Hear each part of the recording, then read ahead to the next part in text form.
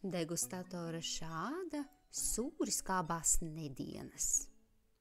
Šād, tu cūcis tāds!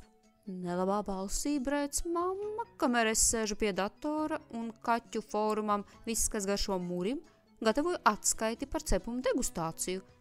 Nedaudz iespringstu un gatavojos ātrā solī doties projām nezināmā virzienā, te gadījumā, ja mamma nāks mani strosēt. Taču viņa nenāk, un nosūtīs atskaiti, es mīkstām ķepām dodos uz virtuves pusi. Ar vienu aci palūkojos pa durvīm. Mamma nometusies 4 lauka drupačas no grīdas. Kā tevi 2,9? Mamma, nu kāpēc tev vienmēr jāaizsedz tie trauki? Man nebija iespējas atvērt cepumu trauku citādāk, kā tikai šit tik brutālā veidā, nogāžot uz grīdas. Vāciņš pats atlēca vaļā, tik līdz saskārās ar virtuves flīzēm. Pēcāk es biju sarindojis cepumus uz grīdas noteiktā secībā un attālumā, lai spētu pilnvērtīgi veikt savu degustātoru darbu. Tāpēc šobrīd mamma tādā pašā pozā cenšas savākt aizkostus cepumus no virtuves, viesistabas un priekšnama. Mūsu skatieni uz mirkli sastopas. Gluži sarkana no piepūles un vēl joprojām kūsājošām dusmām. Viņa pavicina slotiņu man pie deguna. Tu spalvainais riebekli! Ja tu vēlreiz izdarīsi ko tam līdzīgu, es nodošu tevi dzīvnieku patversmē! Tad nedaudz mierīgāk un bez dusmām balsī viņa nomurmina. Nu, ko lai ar tevi iesāk? Jāatzīst, ka esmu pieradis pie šādas mammas reakcijas uz to, ko daru. Tas ir mans darbs, ko ar vislielāko rūpību daru 24 stundas diennaktī 7 dienas nedēļā. Nedaudz skumdina, ka mana Drinkinsonu ģimene neatbalsta manu profesijas izvēli, bet ko lai dara? Tas ir mans aicinājums. Un vispār, es taču nevaru novelt tikai uz tēta pleciem visu finansiālo slogu. Mamma ir bezdarbniece, mājsaimniece, tāpēc es cenšos pelnīt savu maizīti pats.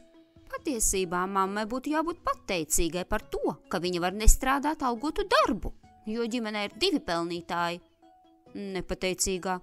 Pēcpusdienā mamma ir gluži labā omā. Tik labā omā, ka aizmirst manu tējošanu ar cepumu degustāciju. Pulkstens 16:30 es vienmēr notiesāju sausās barības kaudzīti un noskoloju to visu ar pašu pagatavotu un nomierinošu kaķu mētras tēju. Vienmēr. Vēders kurkst, aizvainojums uz mammu pieaug, viņa atkal ir kaut kur aizlaidusies, un es nolemju atkal ķerties pie darba. Ja jau neviens netraucē, un tēja ar sausās barības graudiņiem izpaliek. Piesēžu pie datora un atveru ēpastu.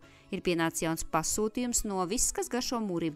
Man ir jāiesniedz savas atsauksmes par jauno sauso barību sterilizētiem kaķiem Sērs Džo. Es tūdaļ pat nosūtu apstiprinājumu vēstuli pasūtītājiem, jo atceros, ka drēbju skapī stāv gluži jauns un neatvērts 10 kilogramīgs minētās barības iepakojums. Vieglais degustātoru darbiņš, kas neprasa ieguldījumus. Aplūko iepakojumu no visām pusēm. Man nav pieredzes šādu paku atvēršanā, jo sausā barība vienmēr tiek iebērta manā traukā. Bet ja nu pielietotu vecu iedarbīgu metodi, atvērt ar zobiem, pakoši ļauj iepakojumu augšējo daļu, kaut kāda plastmasa. Ķeros pie apakšas. 1, 2, 3, un barība pat izgrausto caurumu sāk plūst kā brūna straumīte, burvīgi. Tagad var ķerties pie darba, kārtīgi appušņājas brušo kaudzīti. Vai es jūtu jēra gaļu ar saldu sulīgu burkānu niansi? Šķiet, ka jūtu arī kukurūzas noti.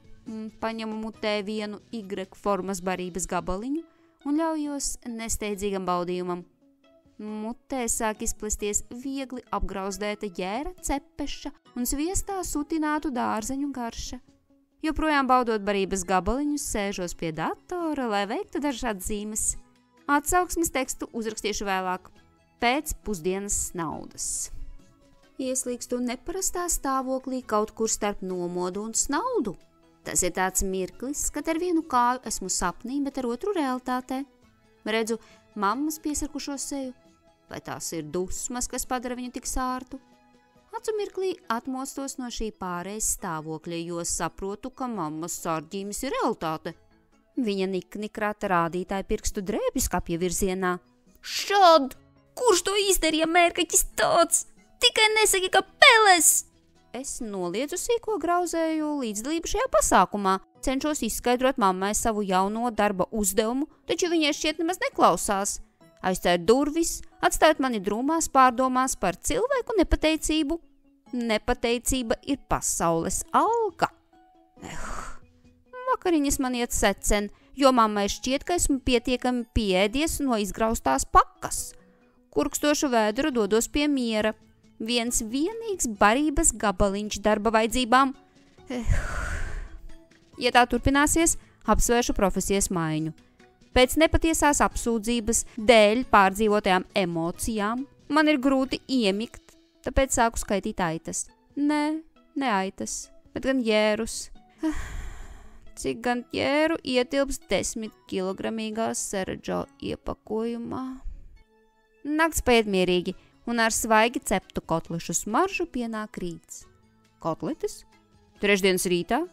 Tas šķiet visai neparasti. Mamma, protams, mēdz gatavot vakariņas no rīta, ja atlikušo dienas daļu plāno pavadīt ārpus mājas, bet parasti tas notiek brīvdienās. Pēc bagātīgām jērdārzeņu brokastīm tīkamās priekšnojautās par saviem šīs dienas degustātoru pienākumiem sāku mazgāt ķepas. Un pie reizes arī visas pārējās ķermeņa daļas, jo mamma diezgan ilgi rosās pie plīts. Esmu gatavs darbam tajā pašā mirklī, kad mamma apsedz karstos ēdiena katliņus ar dvieļiem un dodas ietērpties āra drēbēs.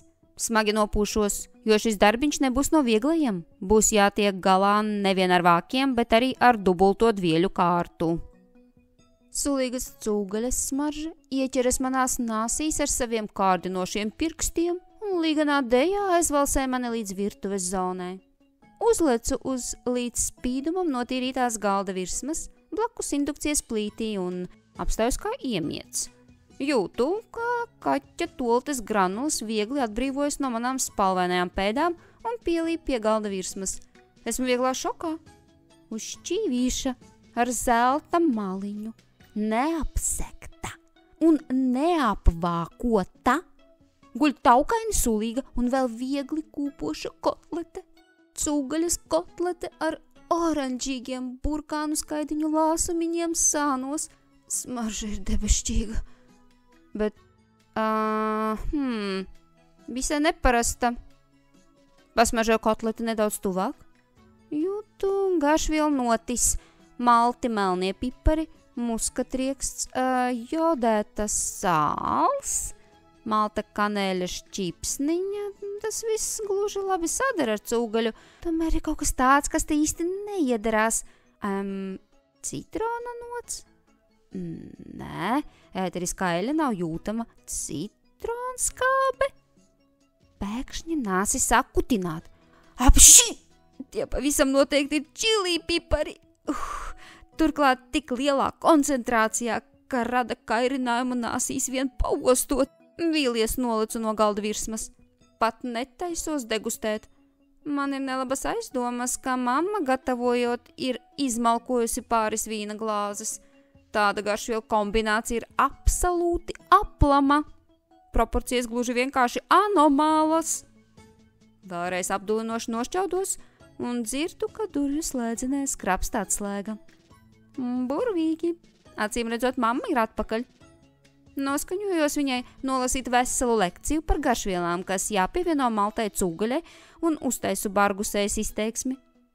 Tomēr cilvēks, kas parādās aiz durvīm, nav mamma. Tas ir tētis. Tētis? Trešdienas pusdienlaikā. Joprojām izbrīnījies velkos viņam līdzi uz vannas istabu. Tētis, dungodams kādu populāru meldiņu, nomazgā rokas un dodas taisnā ceļā uz virtuvi. Šķiet arī viņu ir piesaistījis gardais svaigi cepto kotlešu aromāts. Kotletīte. Es kādēļ tikai viena. Vai tu jau pārējās notiesāji nekrietnais runci? Nosaka tētis. Es apvainojos. Bet pēc mirkļa savalku seju smīnā. Pat gribēju tēti brīdināt, ka kotlete nav baudāma, bet ja jau viņš sāk mani nepatiesi apvainot, tad lai tik iztiek bez šīs informācijas, lai tik ēd. Tētis ierastā manierē iebāž mutē visu kotleti un acīs piemiegdams bauda savu lielo kumosu.